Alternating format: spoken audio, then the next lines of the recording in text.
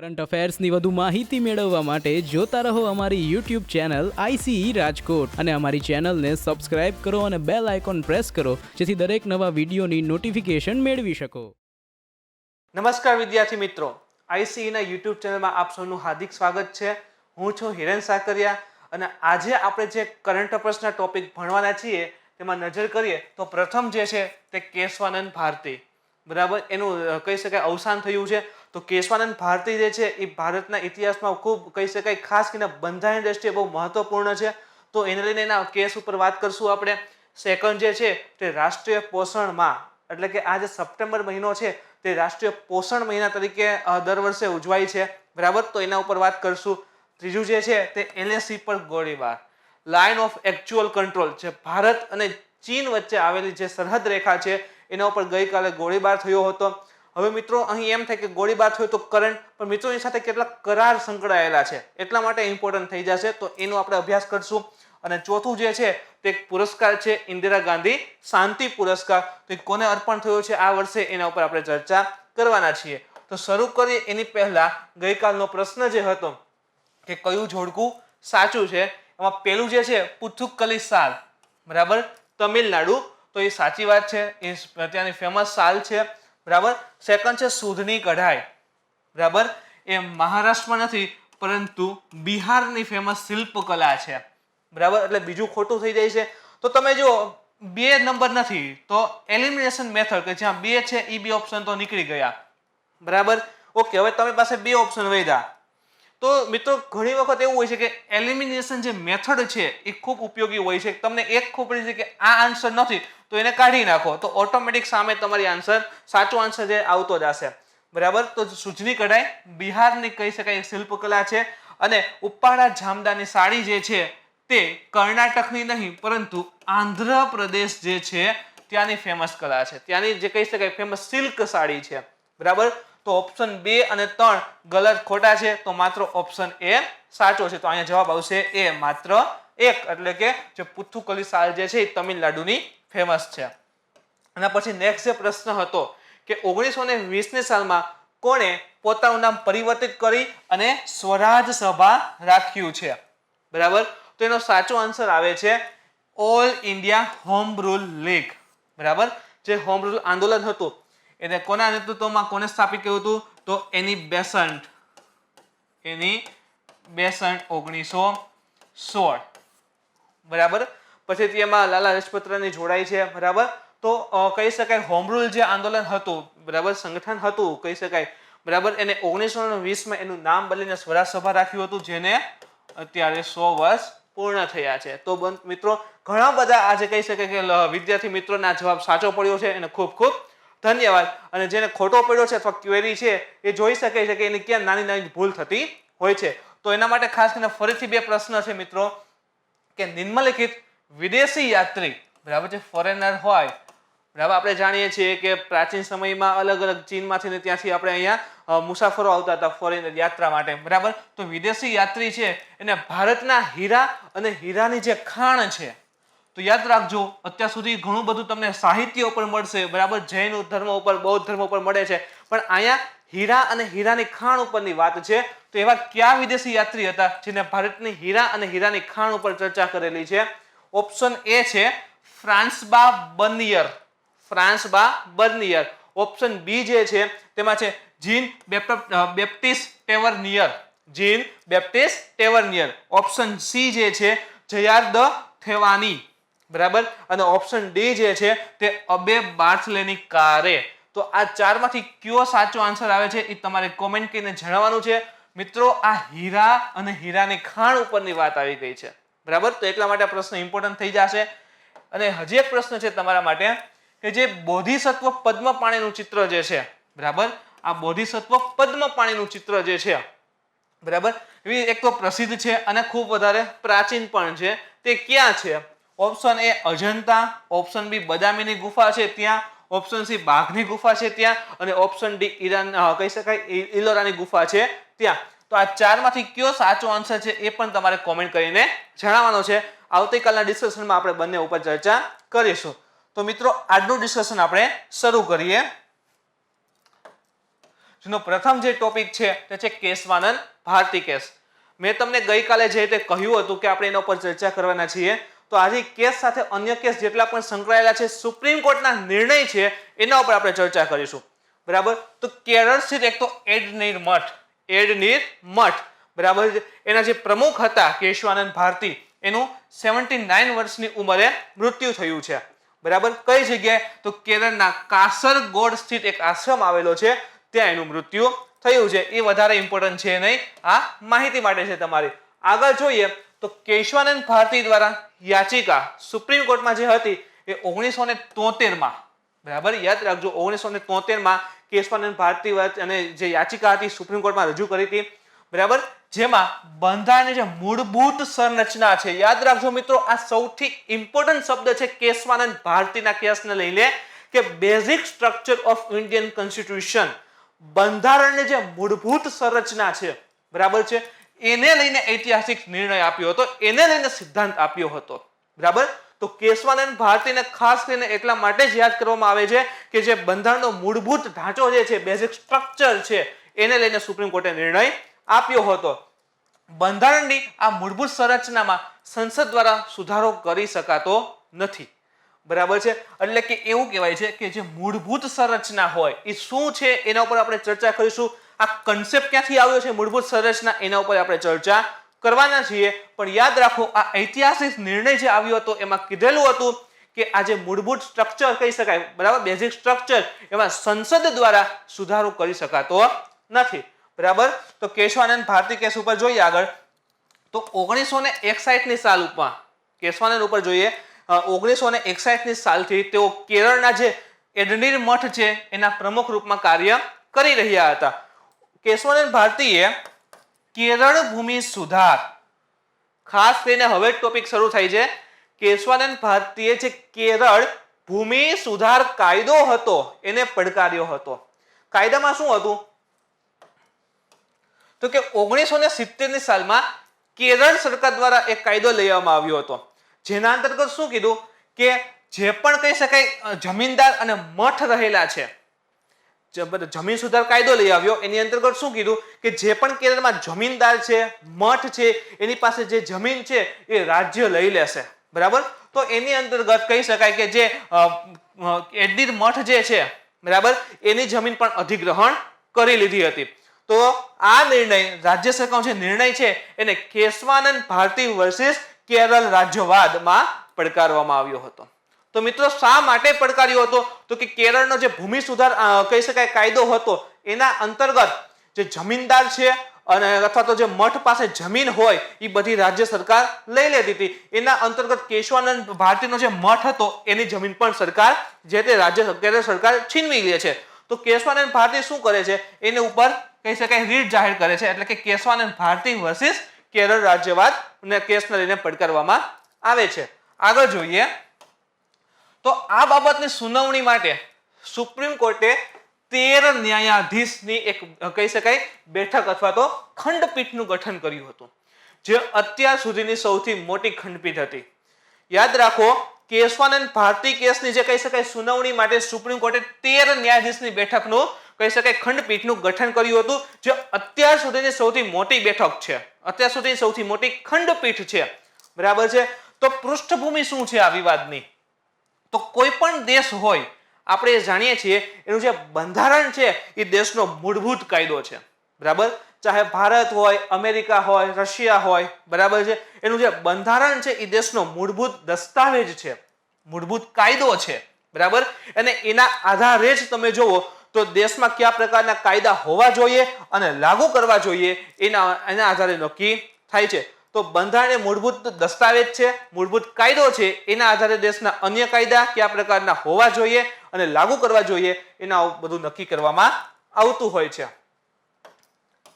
આગળ જોઈએ મિત્રો, તો કેટલાય દેશના બંધારણમાં, બરાબર, કેટલાય દેશના બંધારણમાં કહી શકાય કેટલાક વિશિષ્ટ ભાગને, આખા બંધારણની વાત નથી, જોવો, વિશિષ્ટ બંધારણની અંદર કોઈ વિશિષ્ટ ભાગ હોય, જેમ કે આપણા બંધારણમાં જોઈએ તો કેમ મૂળભૂત અધિકાર છે, બરાબર, નાગરિકતા છે, રાષ્ટ્રપતિ છે, એવી રીતે વિશિષ્ટ જે ભાગ હોય એને સુધારાની જોગવાઈથી સુરક્ષા આપવામાં આવી છે. એટલે કે સંસદ એની અંદર સુધારો કરી શકતા નથી, એનાથી એને રક્ષણ છે, બરાબર. તો આ વિશિષ્ટ ભાગને બંધારણના અન્ય ભાગની સાપેક્ષમાં ખાસ સ્થિતિ દેવામાં આવેલી હોય છે, એટલે કે એમાં સુધારો થશે નહીં. ભારતીય બંધારણ લાગુ થતા આપણે ખબર છે 26મી જાન્યુઆરી 1950 ના રોજ ભારતીય બંધારણ જે છે આખા સમગ્ર દેશ માટે લાગુ થઈ ગયું હતું. તો લાગુ થતા જ બરાબર છે એની કેટલીક જોગવાઈઓ છે એમાં સુધારો કરવાની સંસદની શક્તિને લઈને વિવાદ શરૂ થઈ ગયા.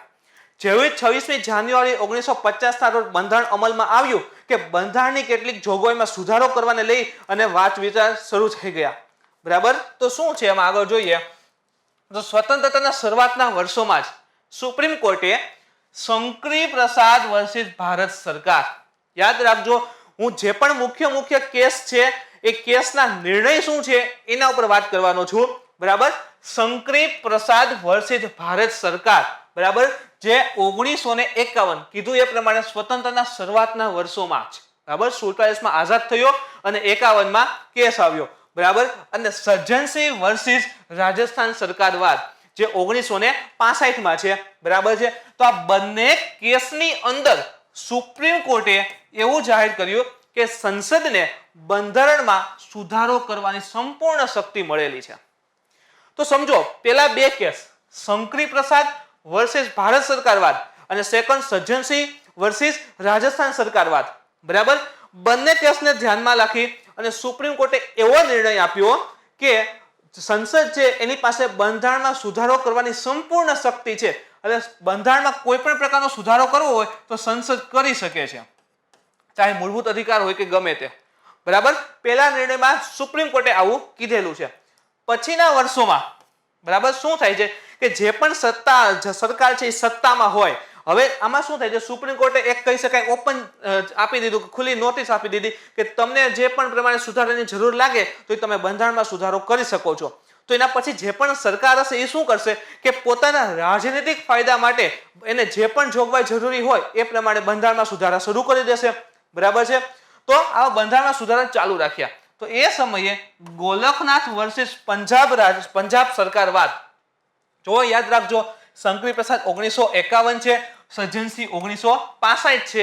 એના પછીનો જે અગત્ય મનાય છે ગોલકનાથ વર્સિસ પંજાબ સરકારવાદ જે 1967માં થયેલો છે, બરાબર. એમાં સુપ્રીમ કોર્ટે શું કીધું કે એનો જે જૂનો નિર્ણય હતો કે સંપૂર્ણ શક્તિ છે, બરાબર, બંધારણમાં સુધારો કરવાની, એમાં થોડોક ફેરફાર કર્યો અને કીધું સરકારને કે સંસદ પાસે બંધારણમાં સુધારો કરવાની શક્તિ તો છે જ, પણ અમુક અધિકાર બાદ કરીને, એટલે કે ધારો કે મૌલિક અધિકાર છે એમાં જે સંસદ છે એ સુધારો કરી શકતી નથી. તો જુઓ મિત્રો અહીંયા ખાસ કરીને નિર્ણય સમજવાના છે. પેલા બેમાં શું કીધું 100% સુધારો કરી શકે છે, બરાબર, સંપૂર્ણ શક્તિ સંસદ પાસે છે. બીજામાં શું કીધું સુધારો કરી શકશે પણ મૂળભૂત અધિકાર ફંડામેન્ટલ રાઇટ્સ જે છે, મૌલિક અધિકાર જે છે એમાં સુધારો કરી શકતું નથી. કયા કેસમાં? ગોલકનાથ વર્સિસ પંજાબ ગવર્મેન્ટ, બરાબર. એ કેસનો નિર્ણય મૂળભૂત અધિકારમાં જે કહી શકાય સુધારો છે એને રોકે છે. આગળ જોઈએ હજી તો 1970 દશકાની શરૂઆતના વર્ષોમાં મિત્રો આરસી કપૂર વર્સિસ ભારત સંઘ, જો અત્યાર સુધી આપણે જોઈએ તો 1951, 65 અને 67 આ 3 વર્ષ સુધી વાત કરી. હવે ક્યાં છે તો આરસી કપૂર વર્સિસ ભારત સંઘ 1970, એના પછી માધુરાય સિંધિયા વર્સિસ ભારત સંઘ 1970 અને પૂર્વ ઉલ્લેખિત એટલે કે જે આપણે 67 ની વાત કરી હતી ગોલકનાથ વર્સિસ પંજાબ ગવર્મેન્ટ. આ ત્રણેયનો જે નિર્ણય હતો, બરાબર છે, એ સુપ્રીમ કોર્ટ દ્વારા દેવામાં નિર્ણયને બદલવાના ઉદ્દેશ્ય બંધારણમાં કેટલાક મહત્વપૂર્ણ સુધારા કર્યા સંસદે. સમજવાની વાત છે મિત્રો. આ ત્રણેય જે કહી શકાય જે ત્રણેય કેસની અંદર જે સુપ્રીમ કોર્ટે નિર્ણય આપ્યો છે, બરાબર છે, એ નિયમને કાઉન્ટર કરવા માટે જે તે વખતની સરકાર હતી ને એને બંધારણમાં સુધારા કરી દીધા, બરાબર. સુપ્રીમ કોર્ટને બાંધવાની વાત કરી છે અહીંયા. ત્રણેય નિયમના આધારે જે પણ કહી શકાય જે નિર્ણય આવ્યો હતો, નિર્ણય જે છે, બરાબર છે, આ ત્રણેય કેસનો નિર્ણય જે છે, બરાબર છે, એ બદલવાના ઉદ્દેશ્યથી, કારણ કે અહીંયા કીધું કે ભાઈ મૌલિક અધિકાર છે જે ફંડામેન્ટલ રાઇટ્સ જે છે એમાં સુધારો કરવાની સંસદ પાસે શક્તિ નથી, બરાબર છે. તો આ જે નિર્ણય છે એ બદલવાના ઉદ્દેશથી એ સમયની જે સરકાર હતી એને શું કર્યું, બંધારણની અંદર સુધારા કરી દીધા. ક્યાં સુધારા છે? તો 24 નંબરનો સુધારો, 25, 26 અને 29 જે બંધારણની જે સિરીઝ હશે એમાં આપણે ભણશું. પરંતુ જે 24, 25, 26 અને 29 નંબરના જે સુધારા છે એ જે તે સરકાર દ્વારા કરવામાં આવેલા હતા. શું કામ? તો કે આ ત્રણેય કેસમાં સુપ્રીમ કોર્ટનો જે નિર્ણય હતો કે ફંડામેન્ટલ રાઇટ્સ જે છે, મૂળભૂત અધિકાર, એનો સુધારો સંસદ કરી શકતી નથી, એને કાઉન્ટર કરવા માટે. બરાબર. આગળ જોઈએ હજી મિત્રો આ જ દિશામાં, તો આ બધા સુધારા, બરાબર, એટલે કે આ 25, 24, 25, 26, 29 એ સુધારા અને ગોલકનાથ વર્સિત પંજાબ રાજ્યવાદ, બરાબર છે, સરકારવાદ જે 1967 માં થતો, બરાબર. આ બધામાં જે સુપ્રીમ કોર્ટનો નિર્ણય આવ્યો છે તેને ધ્યાનમાં લઈ અને કેશવાનંદ ભારતી વર્સિસ કેરળ રાજ્યવાદમાં પડકારવામાં આવ્યો. એટલે કે ઉપરના જે સુધારા છે તે આ બધા સુધારા અને આ જે નિર્ણય છે ગોલકનાથ વર્સિસ પંજાબ સરકારવાદ, એ બંનેને કેશવાનંદ ભારતી વર્સિસ જે કહી શકાય કેરળ રાજ્યવાદ છે એની અંદર પણ કહી શકાય પડકારવામાં આવ્યા. કેરળનો જે જમીન સુધારણા કાયદો હતો એને તો પડકાર્યો જ, એની સાથે આ બંનેને પણ કેશવાનંદ ભારતીની કેસની અંદર પડકારવામાં આવ્યા છે. જેમાં કેશવાનંદ ભારતીની ખાસ જોગવાઈ એ હોય છે કે યાચિકા દ્વારા માધ્યમથી કહી શકાય જે જમીન સરકાર લઈ લેવાની હતી એના બદલે અમને રાહત મળે, બરાબર. ભૂમિ સુધાર કાયદાથી રાહતની માંગ કરી હતી, બરાબર. ખાસ કરીને એના ઉપર ડિપેન્ડ. સુપ્રીમ કોર્ટનો નિર્ણય અને બંધારણની મૂળભૂત સંરચના, આપણે કીધું કે આ બધા સુધારા અને ગોલકનાથ વર્સિસ પંજાબ સરકાર વચ્ચે વાદ છે એને કેશવાનંદ ભારતી કેસની અંદર ચેલેન્જ કરવામાં આવ્યા, પડકારવામાં આવ્યા. તો એ સમયે સુપ્રીમ કોર્ટનો નિર્ણય શું રહ્યો? તો ગોલકનાથ વર્સિસ પંજાબ સરકાર વાદ છે એ ખાસ કરીને તમે જો તો 11 ખંડપીઠ હતી, 11 ન્યાયાધીશોની ખંડપીઠ હતી, બરાબર. તો હવે એને પડકારવામાં આવ્યો છે, એનો મતલબ એમ કે એનાથી વધારે ન્યાયાધીશ હોવા જરૂરી છે. કઈ કેસમાં? તો કેશવાનંદ ભારતી કેસમાં. એટલે ગોલકનાથ કેસમાં તમે જુઓ તો 11 ન્યાયાધીશોની ખંડપીઠ હતી. હવે એને જ પડકાર્યો છે તો એનાથી વધારે એને સોલ્વ કરવું હોય તો એનાથી વધારે ન્યાયાધીશોની ખંડપીઠ તો જોઈએ. હવે આને ચેલેન્જ શેમાં આપ્યો હતો? કેશવાનંદ ભારતી કેસમાં. તો કેશવાનંદ ભારતી કેસમાં ખંડપીઠ કેટલી હોવી જોઈએ? 11 થી વધારે, બરાબર. એટલે કેશવાનંદ ભારતી કેસમાં તમે ખંડપીઠ જોવો ન્યાયાધીશોની તો અત્યાર સુધીની સૌથી મોટી હતી અને એ છે 13 ન્યાયાધીશોની ખંડપીઠ. મિત્રો આ 13 ન્યાયાધીશની ખંડપીઠ હોવાની સાથે એમાં છે ને હવે ન્યાયાધીશ વધી ગયા તો શું થશે કે વૈચારિક જે સામ્યતા હોવી જોઈએ એ આવશે નહીં. એટલે અંદરો અંદર કહી શકાય મતભેદ થાય છે અને આ મતભેદમાં 7-6 થી, બરાબર, નિર્ણય આપ્યો. શું? કે સંસદને બંધારણની મૂળભૂત સંરચનામાં બદલાવ કરતા રોકવું જોઈએ, બરાબર. જે 13 ન્યાયાધીશોની ખંડપીઠ હતી એમાંથી 7એ એમ કહ્યું કે સંસદને જે બંધારણની મૂળભૂત સંરચના છે, જે basic structure of Indian constitution, basic structure જે છે, બરાબર છે, એમાં સુધારો કરતા રોકવું જોઈએ. નકર શું થાય? જે તે સરકાર આવે જો એની પાસે બધી શક્તિ હોય તો એને મજા આવે અથવા તો એ સરકારને વધારે ફાયદો થાય એ પ્રમાણે બંધારણમાં સુધારા કરી નાખે. તો આ અટકાવવા માટે સુપ્રીમ કોર્ટનો આ નિર્ણય સૌથી અગત્યનો અત્યાર સુધી મનાય છે કે સંસદને એની મૂળભૂત સંરચનામાં બદલાવ કરતા રોકવું જોઈએ, જે આ કેશવાનંદ ભારતી કેસ છે એનો ચુકાદો હોય છે. આ દિશામાં આગળ વધીએ મિત્રો તો સુપ્રીમ કોર્ટ દ્વારા કહેવામાં આવ્યું કે અનુચ્છેદ 368, બરાબર, બંધારણમાં તમે ભણશો કે અનુચ્છેદ 367 અંતર્ગત સંસદને બંધારણની અંદર સુધારો કરવાની સત્તા મળેલી છે, બરાબર. તો અનુચ્છેદ 368 જે સંસદને બંધારણમાં સુધારો કરવાની શક્તિ પ્રદાન કરે છે તે પ્રમાણે બંધારણની આધારભૂત સંરચનામાં સુધારો કરી શકતી નથી. સમજીએ 368 પ્રમાણે સંસદ જે છે એ બંધારણમાં સુધારો કરી શકે છે, બંધારણમાં સુધારો કરે છે 368 પ્રમાણે. પછી એમાં અલગ અલગ વોટિંગ્સ ને બધું હોય છે, બરાબર. પણ સુધારો 368 પ્રમાણે કરો ના નથી, બરાબર છે. પરંતુ એની જે આધારભૂત સંરચના છે, સંસદને કીધું કે તમે બંધારણમાં સુધારો કરો ના નથી, બરાબર, પણ આધારભૂત સંરચના બેઝિક સ્ટ્રક્ચર જે છે એમાં સુધારો કરી શકશે નહીં. અને જો એમાં સુધારો કરવાની કોશિશ કરે તો સુપ્રીમ કોર્ટ આવીને કહેશે કે આ નિર્ણય તમારો ખોટો છે, જે માન્ય રાખવામાં આવતો નથી. તો અહીંયા કહી શકાય સંસદની શક્તિને બાંધી દે છે કોણ? સુપ્રીમ કોર્ટ આ નિર્ણય દ્વારા, બરાબર છે. અને તમને હજી આ એક માહિતી જણાવી દઉં. પ્રશ્ન પૂછવાની શક્યતા હોય છે. જેમ કે હું તમને પૂછું તો કે શું ભારતનું જે બંધારણ છે એ સંપૂર્ણ કહી શકાય?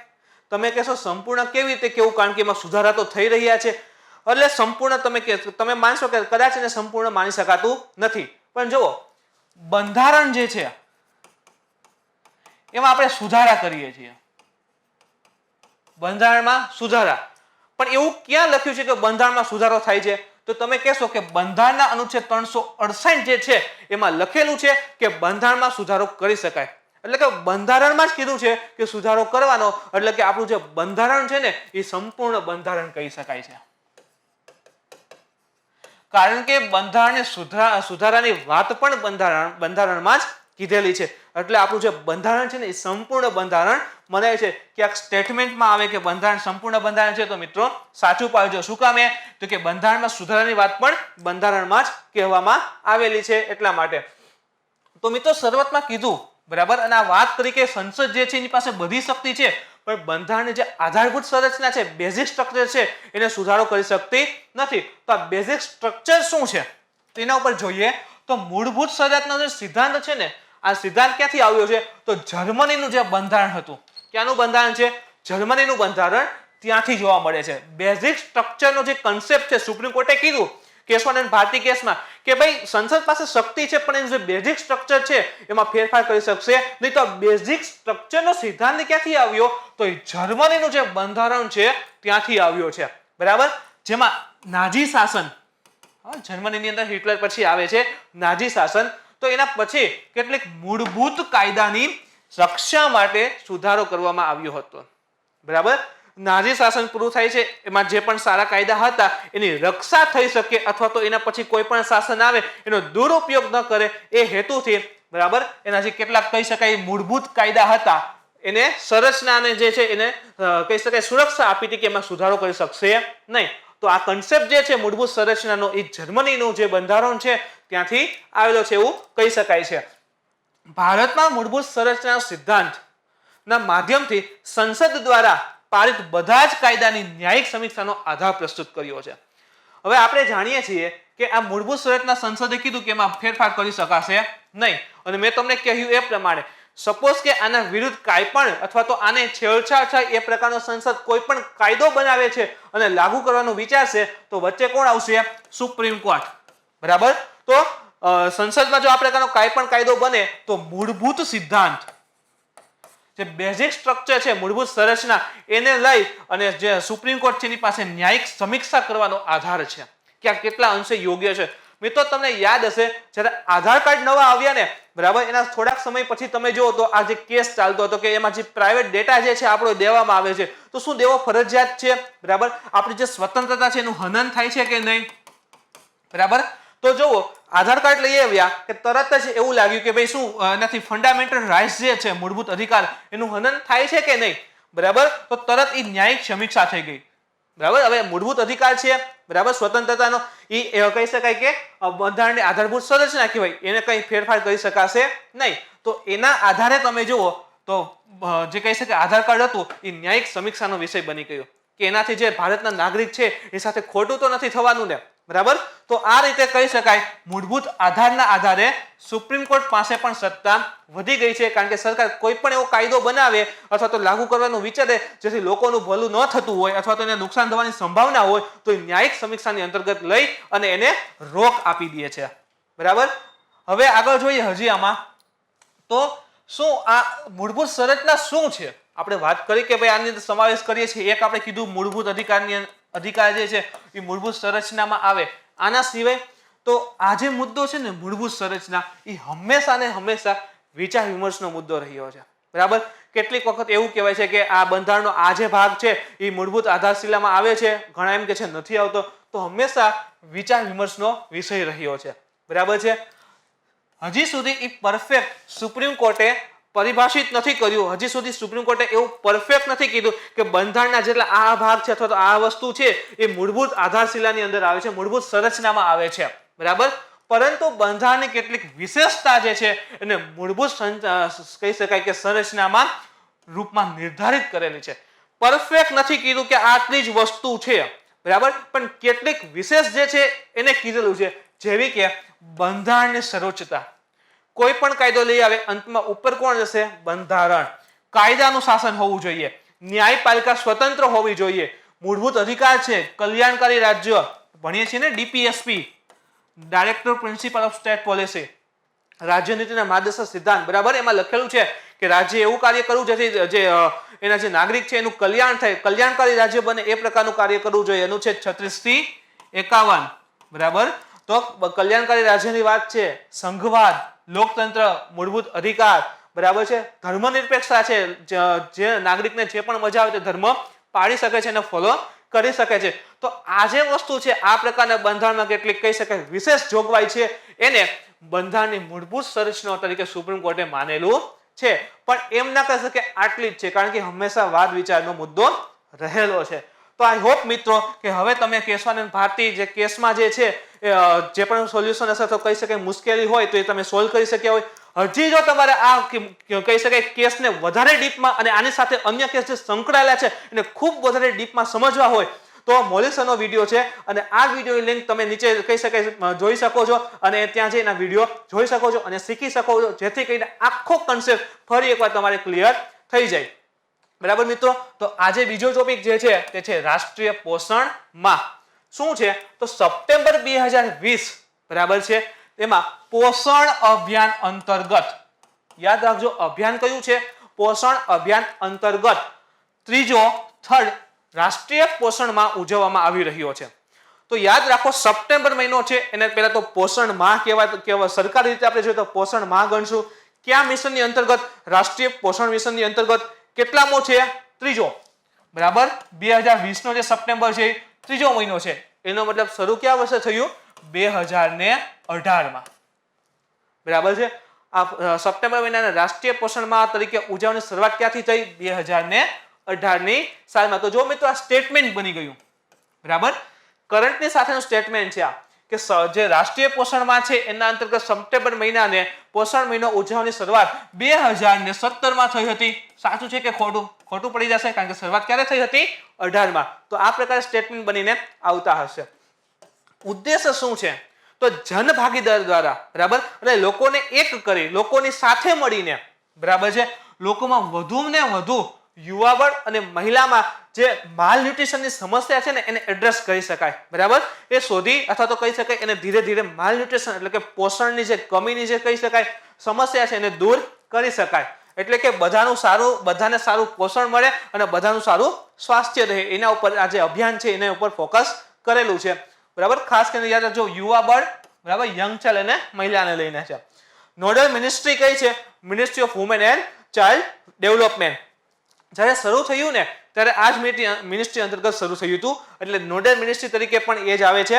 યાદ રાખજો ministry of women and child ડેવલપમેન્ટની અંદર આ સમાવેશ છે. આગળ જોઈએ આ અભિયાનમાં જ તો છે શું? તમને કીધું એ પ્રમાણે 2018 માં લોન્ચ થયેલું છે ministry of women and child development દ્વારા. ઉદ્દેશ્ય શું છે? ખાસ જોઈજો. 0 થી 6 વર્ષની ઉંમરના જે બાળક છે, પ્રેગ્નેન્ટ વુમેન છે, બરાબર, એન્ડ લેક્ટેટિંગ મધર. આના સિવાય તો કે એના માટે તમે જુઓ 3 વસ્તુ અહીંયા છે. 0 થી 6 વર્ષની ઉંમરના બાળક, પ્રેગ્નેન્ટ વુમેન એન્ડ લેક્ટેટિંગ મધર, બરાબર છે. તો એટલે ફીડિંગ કરાવતા જે માતા હોય એના ઉપરની વાત છે. માં પ્રોપર ટાઈમલાઈન, ગમે તેમ નથી, પ્રોપર ટાઈમલાઈન સાથે પોષણના સ્તરમાં વધારો કરવાનું છે. તો ત્રણે કહી શકાય વિષય ઉપર ખાસ ભાર આપેલો છે. પ્રોપર ટાઈમલાઈન સાથે કે આ વર્ષે મજા આવી આટલું કરવું છે તેટલું કરવું છે એમ નથી, ચોક્કસ ટાઈમલાઈન બતાવી છે એ આપણે હમણાં ભણીએ, બરાબર. એ પ્રમાણે એનું જે ત્રણેયમાં જે પોષણનું સ્તર છે એ હજી ઉપર લઈ આવવા માટેની વાત કરવામાં આવી છે. અને ભારતને 2022ની સાલ સુધીમાં તમે જુઓ તો માલન્યુટ્રિશન મુક્ત બનાવવું છે. તો પોષણ લીધે જે પણ સમસ્યાઓ સર્જાઈ રહી છે તેનાથી મુક્ત બનાવવું છે. હજી એક વાત કહી દઉં, 2022ની અંદર ફાર્મરની જે ઇન્કમ છે ડબલ કરવા ઉપરની પણ વાત થઈ રહી છે. તો 2022ની સાલ ખૂબ ઇમ્પોર્ટન્ટ છે. તો એને લઈને જે પણ કહી શકાય ધ્યેય આવતા હોય, લક્ષ્ય આવતા હોય તો તમે ક્યાંક ને ક્યાંક નોટ બનાવીને સ્પેશિયલ પણ લખી શકો છો. આગળ જોઈએ આ જ પોઈન્ટમાં તો ટાર્ગેટ શું છે? જે આ પોષણ અભિયાન છે એનો ટાર્ગેટ શું છે, બરાબર. ટાર્ગેટ તો તમે જો રિડ્યુસ સ્ટન્ટિંગ, બરાબર, એટલે WHO ના છે ને અલગ અલગ લેવલ છે બાળકને લઈને, બરાબર. તો 6 થી 6 વર્ષ સુધીનું બાળક થાય ત્યાં સુધીમાં અલગ અલગ લેવલ છે કે ભાઈ સપોઝ કે બીજા વર્ષે હોય તો એનો આટલો વૃદ્ધિદર હોવો જોઈએ, ત્રીજા વર્ષમાં આટલો વૃદ્ધિદર હોવો જોઈએ, તો એના જે લેવલ છે એના પ્રમાણે જો બાળકમાં વૃદ્ધિ ન આવ્યો, વિકાસ ન આવ્યો હોય, બરાબર છે, તો એ રિડ્યુસ સ્ટન્ટિંગ કહી શકાય છે. અંડર ન્યુટ્રિશન, બરાબર છે, એટલે પોષણનું સ્તર ઓછું હોય. એનિમિયા, ખાસ કરીને તમે જો યુવા બાળ મહિલામાં જે કહી શકાય લોહીની કમી હોય છે, બરાબર, તો એનિમિયા. અને રિડ્યુસ લો બર્થ રેટ, બરાબર છે. તો આ બધાને ધ્યાનમાં રાખીને અનુક્રમે રિડ્યુસ સ્ટન્ટિંગમાં તમે જો તો 2% ઘટાડવાનું, અંદર માલન્યુટ્રિશનને એટલે કે પોષણમાં જે કહી શકાય ઓછું મળે છે એને 2% ઘટાડો, એનિમિયાના લીધે જે હેરાન કહી શકાય બાળકોને મહિલામાં જોવા મળે છે એને 3% ઘટાડો, અને રિડ્યુસ લો બર્થ રેટ છે એને પણ 2% ઘટાડો પર યર. તો તમને કીધું એ પ્રમાણે ગમે એમ નથી, બરાબર, પ્રોપર ટાઈમલાઈન સાથે આ વસ્તુ આપેલી છે, બરાબર, જેથી કરીને પોષણ સ્તર છે એ યુવા બાળ અને મહિલાઓમાં ઉપર આવે. પર એનમના આંકડા છે, પર વર્ષે, દરેક વર્ષે, બરાબર. તો 2%, 3%, 2%, 3% અને 2%. મિત્રો આ ક્રમ પૂછાઈ ગયેલો છે અને ઇમ્પોર્ટન્ટ છે, બરાબર છે. તો આને ધ્યાનમાં રાખજો, કારણ કે ફરી અત્યારે કરંટમાં છે. હજી એક તમને જણાવી દઉં અહીંથી જ જે આપણા ઉપરાષ્ટ્રપતિ છે વેંકૈયા નાયડુ, બરાબર, તો આપણે જે મધ્યાહન ભોજન જે સ્કીમ છે, મિડ ડે મીલ સ્કીમ, એની અંતર્ગત એને કીધું છે કે પોષણનું સ્તર હજી વધારવા માટે બાળકોને સવારના નાસ્તામાં અથવા તો મધ્યાહન ભોજનની અંદર મિલ્ક આપવામાં આવે, દૂધ આપવામાં આવે છે, જે કહીને પોષણ જે સ્તર છે એ હજી ઉપર આવે. તો આ માટેની એને ભલામણ કરી છે કે એની અંતર્ગત દૂધને પણ સમાવેશ કરો. તો મિત્રો તમને અહીંથી પ્રશ્ન આપી દઉં છું કે જે કહી શકાય કે મિડ ડે મીલ સ્કીમ છે એ શું છે, એના ઉપર તમે કોમેન્ટ કરીને જણાવી શકો છો. કાલે હું પણ જણાવી દઈશ, બરાબર. તો 2022 સુધીમાં સ્ટન્ટિંગનો જે શિકાર ધરાવતા બાળકો છે, શિકાર ધરાવતા બાળકોની જે ટકાવારી છે તમે જુઓ તો 38.4 છે, એટલે કે ઉંમરના પ્રમાણે વૃદ્ધિ આવતી નથી. તો 38.4% છે, એ ઘટાડીને 25% કરવું છે, બરાબર. ખાસ કરીને તમે જો તો પોષણ તત્વો જો એને મળી રહે તો એની ઉંમરની સાથેની વૃદ્ધિ થતી હોય છે. તો આ બધા આંકડા અને ખાસ કરીને જે કહી શકાય અભિયાન જે છે એને યાદ રાખજો. એના પછીનો જે નેક્સ્ટ ટોપિક જે છે મિત્રો તે છે LSE પર ગોળીબાર. હવે ઘણીવાર મિત્રો કહેતા હોય છે કે સર વિડીયોની લેન્થ બહુ વધી જાય છે. તો મિત્રો તમને જણાવી દઉં કે જો પૂરેપૂરું ડીપમાં કરંટ લઈએ ને તો જ મજા આવશે. ખાલી ઉપર છેલ્લા ટોપિક લઈ લે કે ચલો આ કંઈક થયેલું છે, એમાં મજા નથી. હવે મેં તમને કીધું છે કે આ ટોપિક છે, આમાં તમને કરંટને લઈને ગમે ત્યાંથી પ્રશ્ન પૂછે તો લગભગ તમે હેન્ડલ કરવા સક્ષમ છો જ. તો આપણે પૂરેપૂરું ડીપમાં એક ટોપિકને ભણવો છે. ભલે થોડો સમય વધારે લાગતો પણ એનો કાલે ઉઠીને તમને જ ફાયદો દેખાશે. તો મિત્રો LSE પર ગોળીબાર શા માટે, બરાબર, શું ઇમ્પોર્ટન્ટ છે કે તરત ન્યૂઝ આવી ગયા, બરાબર. તો પહેલાથી 45 વર્ષ પછી થયો છે. લાઇન ઓફ એક્ચ્યુઅલ કંટ્રોલ જે ભારત અને ચીન વચ્ચેની જે કહી શકાય સરહદ છે, સરહદ પર રેખા બનાવેલી છે, તેના ઉપર 45 વર્ષ પછી ગોળીબાર થયો છે. આજથી 45 વર્ષ પહેલા 1975ની સાલમાં, બરાબર છે, જ્યારે સિક્કિમ જે છે એ ભારતનો ભાગ બન્યું, એ વખતે ચીનને પસંદ આવતું નથી. 1975ની સાલમાં આપણે સમજીએ, 1975ની સાલ જ્યારે સિક્કિમ જે છે એ ઇન્ડિયાનો પાર્ટ બને છે, તો એ ચીનને પસંદ આવતું નથી. તો આજે 2020, તો એના 45 વર્ષ પહેલા તમે જુઓ તો ચીને લાઇન ઓફ એક્ચ્યુઅલ કંટ્રોલ જે અરુણાચલ પ્રદેશમાં આવેલી છે, બરાબર છે, ત્યાં ક્રોસ કરી અને ભારતની સરહદમાં આવ્યા હતા. તો એ વખતે તમે જુઓ તો 4 જવાનને શૂટ કર્યા હતા. જે આપણા જવાન છે એ 4 જવાન તમે જુઓ તો શહીદ થયા હતા, બરાબર છે. તો 1975 પછી ફરી 2020 સપ્ટેમ્બર મહિનામાં ફાયરિંગ થયું છે, બરાબર. તો 45 વર્ષે ફાયરિંગ છે તો ખૂબ ઇમ્પોર્ટન્ટ બની જાય છે. આગળ જોઈએ મિત્રો તો ચાઇનાનો ક્લેમ છે, બરાબર. ચાઇના એવું કહે છે કે ભારતના સૈનિકે વોર્નિંગ શૂટિંગ ફાયર કર્યું છે, વોર્નિંગ શૂટ આપ્યો છે, બરાબર. તો ચાઇના એવું કહે માટે ચાઇનાના સૈનિકે પણ વોર્નિંગ શૂટ કર્યું.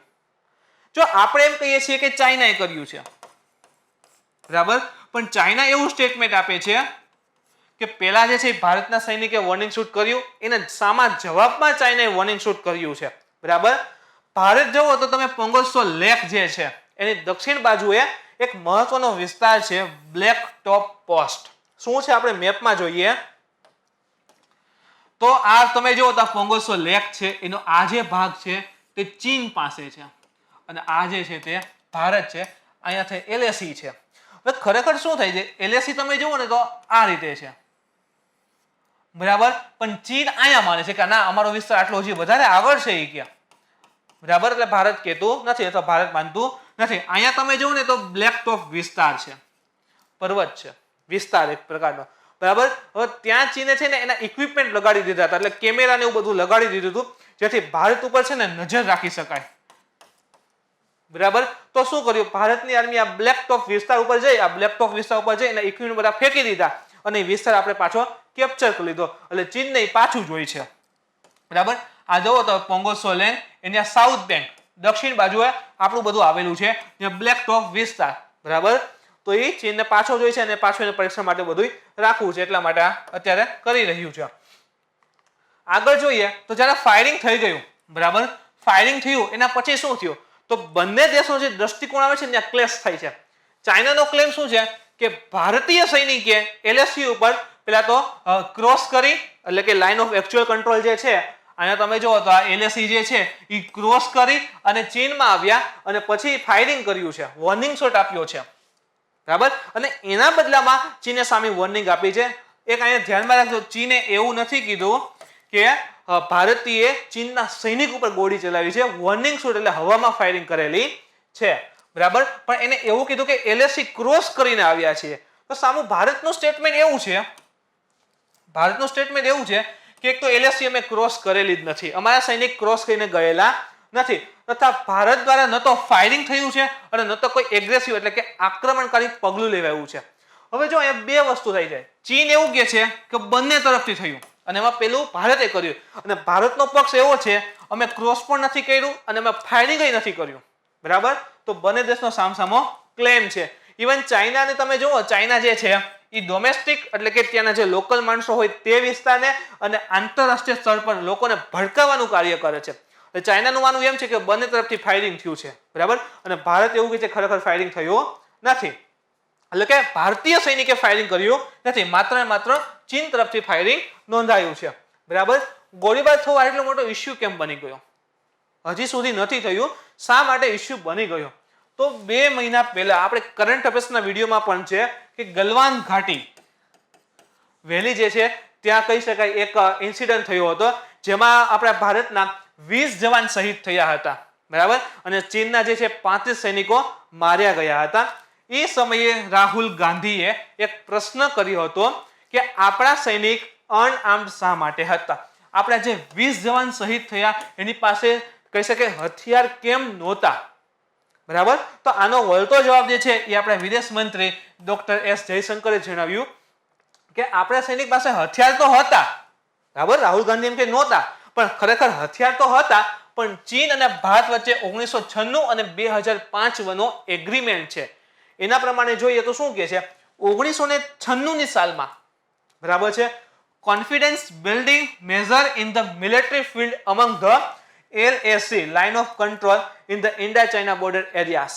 એટલે કે એનો અર્થ એવો થાય છે કે જે પણ કોન્ફ્લિક્ટ છે એને સ્ટોપ કરવા અથવા તો વાતચીતથી સોલ્વ કરવા, ફાયરિંગ કરવું નહીં. અને એને જ 2005માં એના ઉપર પણ હજી વધારે વાત થઈ હતી અને આ પ્રકારનો કરાર બીજો થયો હતો.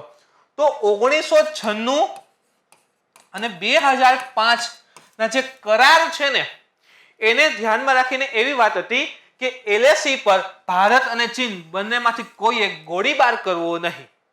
એટલે કીધું કે શરૂઆતમાં કે આ 75 વર્ષે 45 વર્ષે છે એ ગોળીબાર થયો છે, બરાબર. આ થઈ ગયું એના પછી તમે જુઓ તો ધીરે ધીરે વિઝિટ થતી હોય છે, બરાબર, વડાપ્રધાનની, અને પછી આ નક્કી થાય છે કે ભાઈ ગોળીબારને અટકાવી દઈએ, બંનેની નુકસાની થાય છે, તો સ્ટોપ કરી દીધું હતું. આ એક્ટ પ્રમાણે, આ કહી શકાય એગ્રીમેન્ટ પ્રમાણે, પણ ફરી ફાયરિંગ નોંધાયું છે, બરાબર છે. તો એને લઈને વિવાદ શું છે આખો તમને હવે ખબર પડી ગઈ છે. એટલે ચીન એવું કહે છે, અહીંયા ચાઇનાનો ક્લેમ છે કે ભારતે આ એગ્રીમેન્ટ જે છે 1996 અને 2005 એનું ઉલ્લંઘન કર્યું છે, જે કરાર હતા એ તોડી નાખ્યા છે. જ્યારે ભારત એવું કહે છે અમે એ પ્રકારની કંઈ પણ ગતિવિધિ કરી નથી, તમારા તરફથી આ પ્રતિક્રિયા આપવામાં આવી છે. તો મિત્રો આગળ શું થાય છે એ આપણે જે પણ ઘટના ઘડશે એને આપણે ફરીથી કરંટમાં લઈશું, પણ ખાસ કરીને યાદ રાખજો આ વર્ષે જે આંતરરાષ્ટ્રીય રાજનીતિ જે છે એને લઈને ખૂબ ફેરફાર નોંધાણા છે, બરાબર. તો આપણે બને ત્યાં સુધી દરેકને થોડા કરીને સમજી લેશું, જેથી કરીને કોઈ પણ જગ્યાએ પ્રશ્નો આવે, ચાહે પીટી હોય કે ચાહે મેઇન્સ હોય, આપણે એને સોલ્વ કરવા માટે સક્ષમ હોઈએ, અને એ પણ સમજણ સાથે, બરાબર. તો ભારત અને ચીન વચ્ચે બહુ વધારે સમયથી વિવાદ ચાલી રહ્યો છે, LSU પર ખૂબ તણાવ છે, અને એવી પરિસ્થિતિમાં જો ફાયરિંગ થાય છે તો મુદ્દો તો અગત્યનો બને છે. એના પછીનો જે લાસ્ટ ટોપિક છે તે છે ઇન્દિરા ગાંધી શાંતિ પુરસ્કાર, બરાબર છે. એકદમ ઉલટો મુદ્દો છે, અહીંયા એગ્રેસિવની વાત છે, અહીંયા ફરી શાંતિની વાત છે. તો શાંતિ, નિઃશસ્ત્રીકરણ, વિકાસ માટે ઇન્દિરા ગાંધી પુરસ્કારની સ્થાપના જે છે, બરાબર, 3 વસ્તુ છે, શાંતિ, નિઃશસ્ત્રીકરણ અને વિકાસ. આ ત્રણેયની માટે ઇન્દિરા ગાંધી પુરસ્કારની સ્થાપના તમે જુઓ ને તો પૂર્વ પ્રધાનમંત્રી માટેના સ્મૃતિ વર્ષ એટલે કે 1986માં ઇન્દિરા ગાંધી મેમોરિયલ ટ્રસ્ટ દ્વારા કરવામાં આવી છે. પુરસ્કારની સ્થાપના 1986માં ઇન્દિરા ગાંધી મેમોરિયલ ટ્રસ્ટ દ્વારા કરવામાં આવી છે. આમાં કાંઈ નહીં, એક પ્રશસ્તિ પત્ર અને 25 લાખ રોકડ અર્પણ કરવામાં આવતા હોય છે. યોગ્યતા શું છે, કોને મળવા પાત્ર હોય, તો આ પુરસ્કાર આંતરરાષ્ટ્રીય શાંતિ અને વિકાસમાં સુનિશ્ચિત કરવાની દિશામાં કાર્ય કરનાર વ્યક્તિ અથવા સંગઠન. જો યાદ રાખજો, પર્ટિક્યુલર એક વ્યક્તિને જ મળે એવું નથી, વ્યક્તિને મળી શકે, સંગઠનને મળી શકે, ભારતીય પણ હોઈ શકે અને વિદેશી પણ હોઈ શકે, બરાબર, મળવા પાત્ર છે. 2019નો જે પુરસ્કાર જે છે તે પ્રખ્યાત પ્રકૃતિવાદી અને પ્રસારક સર ડેવિડ એટનબરો, બરાબર છે. આજે શું તો સર ડેવિડ એટનબરોને પ્રાપ્ત થયેલું છે. હવે જો આ વિદેશી છે, બરાબર, UK ના છે, તો જરૂર નથી કે માત્ર ભારતીયોને મળે, જેમ કે 2017માં પ્રધાનમંત્રી મનમોહન સિંહને પણ મળેલું છે, બરાબર, યુનેસ્કોને પણ મળેલા છે, બરાબર. તો અલગ અલગ સંગઠન અથવા વ્યક્તિને એના કાર્ય પ્રમાણે પુરસ્કાર આપવામાં આવતો હોય છે. તો મિત્રો આજના વિડીયોનું જે ડિસ્કશન છે એ અહીં સમાપ્ત થાય છે. જો આજનો વિડીયો તમને ગમ્યો હોય તો લાઈક કરો, શેર કરો, કોમેન્ટ કરો, અને હા, જો કોઈ પણ પ્રકારનો પ્રશ્ન હોય તો તમે મને કોમેન્ટ કરીને પૂછી શકો છો. કાલે ફરી મળીશું નવા ટોપિક સાથે. Thank you.